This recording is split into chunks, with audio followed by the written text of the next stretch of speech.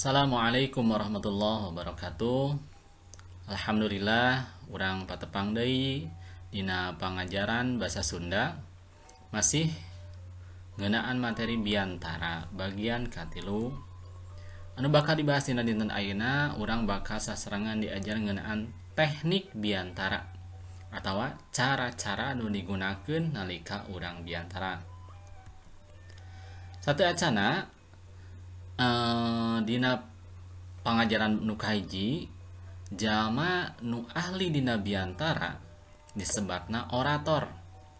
Bilih hidup hoyong terang saha wae orator ulung, orator hebat nu pernah aya di alam dunya.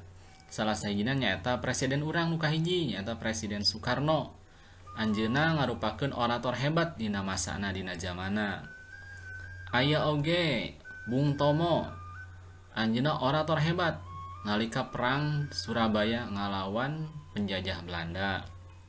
Kumaha eusi biantarana, eusi pidatona tiasa ngagugah, tiasa ngangkat sumangat para pamuda dina ngarebut kamerdekaan. Aya oge Barack Obama. Barack Obama ngarupakeun salah sahiji orator hebat di dunya. Sabab anjeunna bisa jadi presiden Amerika nu munggaran nu kahiji kulit hideung, sabab anjeunna jago dina biantarana. Ta ieu terakhir ieu mah guru basa Sunda asli, teu jago oratorna, biasa-biasa wae ngan kasepna kabina-bina. Salajengna urang langsung wae kana teknik biantara. Teknik biantara aya 4. Anu kahiji nyaeta memoriter atanapi teknik ngapalkeun. Nu kadua ekstemporan nyaeta teknik gurat badag. Nu katilu impromptu dadakan. Nu kaopat manuskrip atanapi teknik maca naskah. Hayu urang pedar hiji-hiji siapkeun catatanana, siapkeun pulpena, siapkeun bukuna, siapkeun emutanana, ngarah teu ka ditu ka dieu. Anu kahiji nyaeta teknik ngapalkeun. Dina bahasa keren mah dina istilah pidato mah disebutna teh memoriter. Memori ngapalkeun. Nyaeta biantara nu ditepikeun ku cara ngapalkeun naskah. Ditalar diapalkeun heula samemehna nepi ka apal. Jadi lamun hidup rek ngagunakeun teknik memoriter, isuk rek biantara, jadi ti ayeuna keneh geus ngapalkeun. Sina apal cangkem, tepi ka ngolotok, tepi ka apal ti awal nepi ka akhir. Eta disebutna teknik memoriter. Ieu teknik bisa jadi alus lamun kuat ngapalkeunana, sabab lamun kuat ngapalkeunana engke naon-naon nu diucapkeun ku urang teh susunanana, eusina, materina, senina bisa ngaguluyur kalayan lancar. Tapi lamun memorina kuat. Kelemahanana dina teknik memoriter, lamun biantarana teh kurang komunikatif. Kurang komunikatif teh maksudna kurang tuktek jeung nu hadir. Sabab naon nu diucapkeun, naon anu penting tadi atau samemehna diobrolkeun. Eta salah sahiji kelemahanana. Aya oge kelemahan anu fatal, anu parah pisan dina teknik memoriter nyaeta lamun urang ngadadak poho di tengah biantara. Bakal geumpeur, bakal rampang reumpeung, bakal ngahuleng, nginget-nginget eusi biantara. Nu akhirna bakal kumaha? Kesang badag kalaluar, kesang leutik kalaluar, tuur nyoroncod, nyekel mik jadi asa 14 kilo beratna. Kusabab urang poho materina di tengah-tengah biantara. Tapi aya oge nu memorina kuat mah ieu teknik bakal sae nalika dilakukeun dina biantara. Emut nu kahiji nyata memoriter. Anu kadua nyata teknik ekstemporan atanapi teknik gurat badag. Ari gurat badag teh dina bahasa Indonesia mah garis besar. Cirina nyata Dina biantara ieu mah jalma nu biantara teh mawa catatan leutik nyaeta nyatetkeun gurat badagna garis besarna. Jadi keun bae dina teknik ekstemporan mah nyerak catatan alit teu sawios sabab eta teknikna. Nah, dina teknik ekstemporan ieu naon deui pedar nu dijelaskeun bisa dijelaskeun kalian jentre.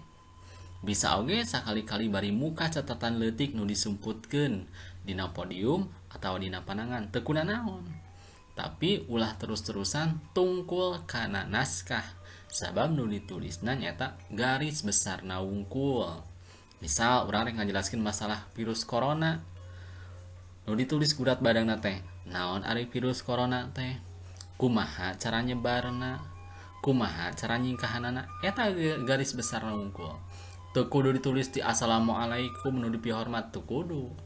Ekstemporan mah teknik gurat badag. Nah, keunggulan tina teknik ekstemporan nyaeta inti masalah moal kaliwat sabab geus dicatet dina tadi catatan leutik teh. Kalemahanana mun biantarana kurang bisa ngajelaskeun masalahna, bisa jadi biantarana teh hal nu pokok wungkul nu akhirna biantara kurang dipikaresep ku nu hadir. Eta nu kadua teknik ekstemporan atau napi teknik gurat badag. Anu katilu aya nu disebut teknik impromptu alias dadakan, ngadadak. Nah, nyaeta biantara nu ditepikeun ku cara ngadadak, spontan, teu aya persiapan ti awalna. Ieu mah biasana khusus ka jalma-jalma anu geus rada jago dina biantara. Biasana sok dina acara-acara nu sifatna teu resmi. Biasana teh acara riungan kulawarga, riungan warga, urang teh ujug-ujug we, mangga atulah Pak anu, Pak RT, sok mangga lah kumaha carana ieu urang nyarios, mangga kapayun. Jadi sifatna teh ngadadak. Teu aya persiapan samemehna. Nah, biantara ngagunakeun teknik impromptu biasana leuwih komunikatif. Kadang-kadang sok rada pikaseurieun sabab ngadadak teh. Kalemahanana kusabab teu dikonsep, masalah intina tara kajelaskeun pisan. Bisa jadi ku jalma nu jarang biantara mah teknik dadakan sabada kieu malah kurang siap atawa malah tambah geumpeur. Coba bayangkeun ku hidup keur dina aya dina hiji kumpulan teu siap-siap ti mimitina, ujug-ujug nu bawa acara teh mangga ka ujang anu atau napi ka neng anu supados kapayun masihan biantarana. Coba rek teu geumpeur kumaha, reuwas ka bina-bina. Teknik sabada kieu disebut teknik impromptu atau napi dadakan. Anu terakhir nyata teknik manuskrip. Ari manuskrip mah teknik maca naskah. Sehingga di antara opat teknik nu aya dina biantara teknik nu kaopat nu panggampilna. Sabab naon nu ditepikeun dina biantara ku cara maca naskah. Tapi ieu mah khusus keur dina acara-acara nu sifatna resmi. Sakali deui acara-acara nu sifatna resmi, upamana bae acara kanagaraan. Misal, sambutan ti gubernur, sambutan ti bupati, sambutan ti wali kota, sambutan ti kepala desa. Tah biasana para pejabat mah maca naskah. Teknik teh ngagunakeun teknik manuskrip. Kunaon teknik manuskrip para pejabat mah? Sabab bisi aya salah kecap, salah kalimat, bisa disalah artikeun kudu ngadangukeunana. Teknik manuskrip. Kaunggulanana teknik manuskrip mah kekecapan atau kalimahna bakal leuwih hade. Urutanana sistematisna sae. Puguh ngajelaskeunana. Oge alus pisan susunan kecapna, aya heureuy, aya istilah nama aya seni-senina.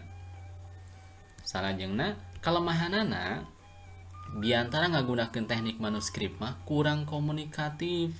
Sabab nu biantara nu pidato fokusna teh kana naskah nu dibaca. Eta opat teknik nalika urang rek biantara. Hidup bebas sanggup nanu mana wae isukan. Isuk jaga ninggeto hidup jadi pejabat, hidup jadi jalma gede, hidup jadi wali kota, jadi gubernur, jadi presiden, bebas milih nu mana wae teknikna. Nu penting tina inti biantara nyata informasi na kudu jelas ka audiens atanapi ka nu ngadangukeun.